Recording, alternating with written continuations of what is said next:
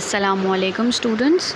Today we are going to study our fifth chapter of our book and also the fifth chapter of your first term syllabus, that is Helen Keller.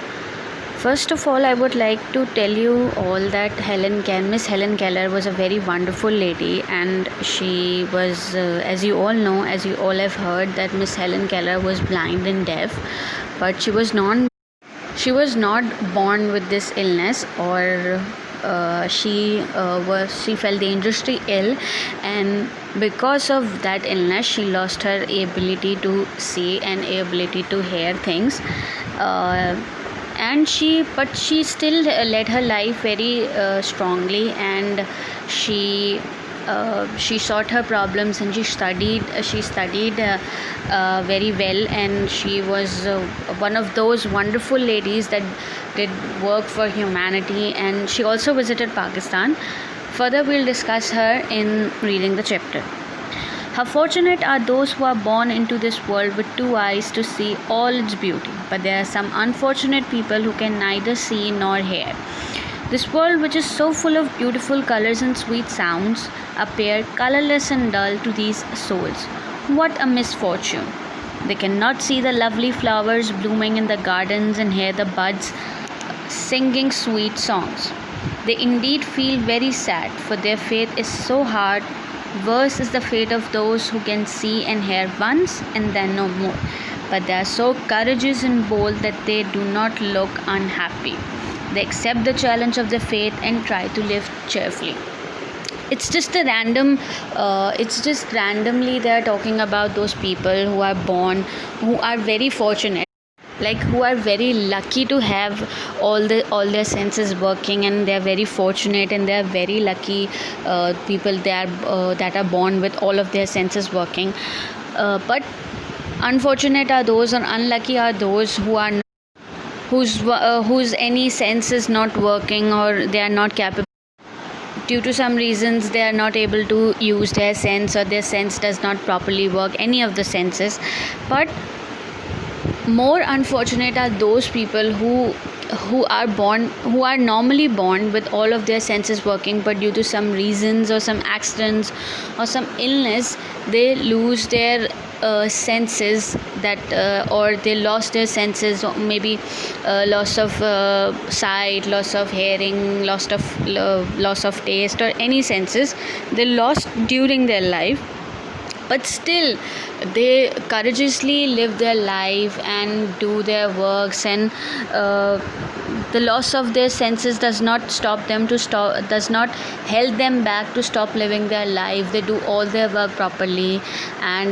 But unfortunately, there are some people in this world, due to some reasons or anything, they just don't only lose their only one sense, but they lost their number of senses.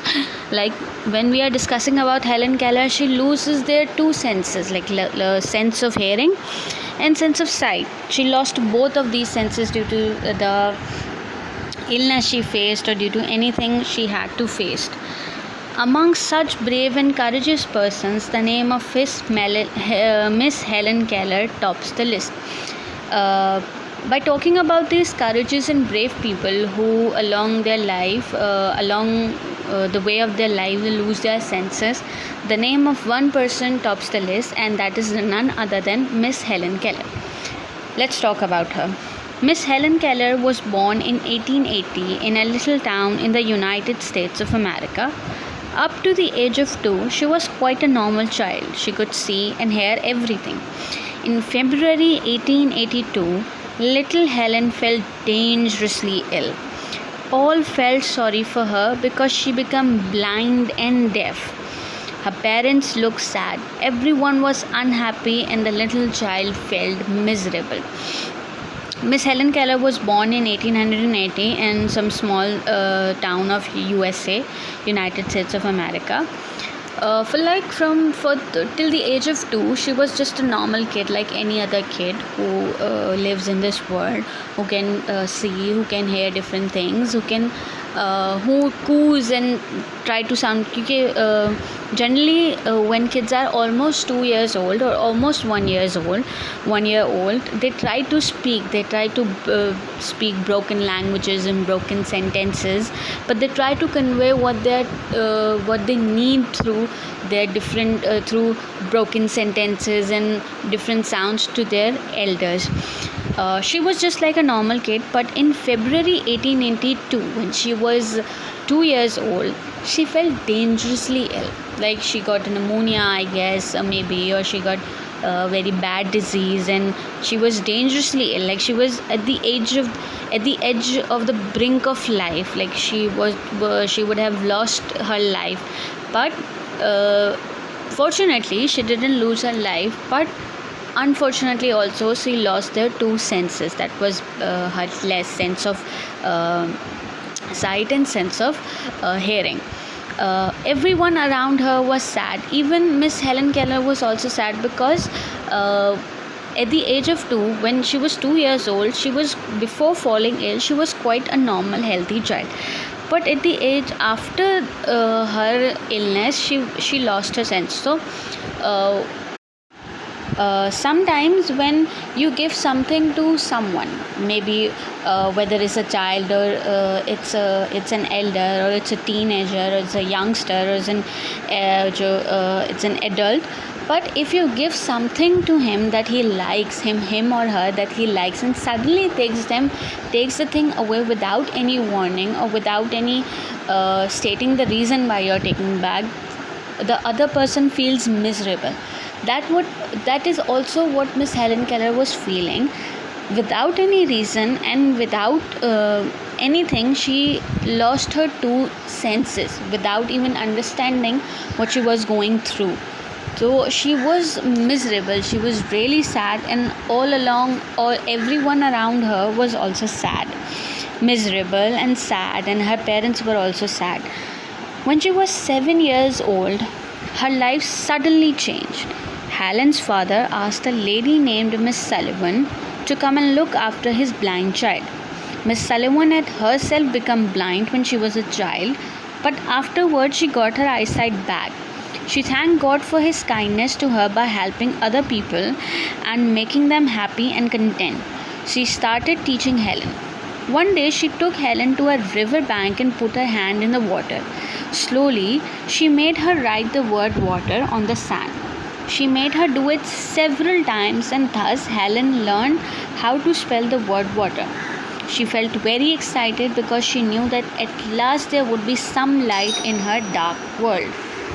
Then, when Miss Helen was 7 years old, something happened in her life, and that changed her life completely for the rest of the time she was going to live. Helen's father tried many times to admit Miss Helen into a special child school, but she was not going to go there because she didn't want to study. And after she lost I want to state one more thing, that after she lost her two senses, she also stopped talking. She hadn't lost her ability to talk, but she stopped talking because she doesn't want to talk. She didn't want to talk to anybody, and she was very, very miserable because her two senses were not working. So at the age of 7, after many attempts of her father trying to send her off to a special child school, she didn't go. So she asked one lady, Miss Sullivan, to come to their home and take care of Miss Helen Keller. So Miss Sullivan was also a blind child, but she got her eyesight back, and teaching different blind children and teaching them how to write and how to study and how to do different things was her way to thank God for giving her eyesight back. So she agreed to Helen's father's request and came to take care of Helen. One day she took Miss Helen to stroll along the beach. Then she took Miss Helen's hand and put her hand into the water, and she did it several times. When Miss Helen started feeling what it was like, so Miss Sullivan took Miss Helen's finger and taught her how to write water on the sand. She did it several times. She put her hand in water and then take it out, and then started writing water through from water, and started writing water from her fingers. So that was the first word she learned after her loss of senses. And after that, Miss Helen Keller was finally so excited that she finally got to know that there may be a light and there may be some good thing happening in her dark world. The work was very slow and difficult, but Miss Sullivan was very kind and patient. Little by little, she taught Helen about mountains and rivers and about history and geography. She even taught her how to count and do sums. This work was very, very, very difficult because Miss Helen doesn't, because she can't see. So nobody can talk to her through hand gestures, just by making signs, and she couldn't also listen. So she should have felt the thing first and then learned about that thing. So it was a work very slow. It was very difficult work, but Miss Sullivan was very, very kind and very patient because she had gone through the same phase, so she exactly knows how the child must be feeling. So she was very patient with Miss Helen Keller, and little by little and by taking little steps, she taught Miss Helen Keller all about mountains, all about geographies, rivers and history and geography. And she also taught her how to count and how to do sums. When she was 8, she was sent to a school for blind children. She had forgotten how to speak, but her teacher helped her. She would put Helen's hand on her own lips and let her feel the movement of the lips at the time of speaking. Helen did many exercises like this, and at last, at the age of 10, she was able to speak again. "What a joy!" she exclaimed. By and by, she learned to read books. These books were printed with raised points instead of letters, and she read them by touching with her fingers. In this way, she was able to learn as much as other people could. She passed all her examinations easily. She went to college and then to Harvard University. She studied at the university and graduated without difficulty. She proved to be a better student than many others. Her teachers loved and admired her. When she was around 8 years old, Miss Sullivan encouraged her to go to blind school because as I told earlier, she lost the will to speak also. Nonetheless, she didn't lose her speaking skills, but she lost the will to speak, to talk to people. She lost the will, so she had forgotten how to speak. So after the encouragement of Miss Sullivan, she was finally sent to blind school. So there her teachers helped her how to speak.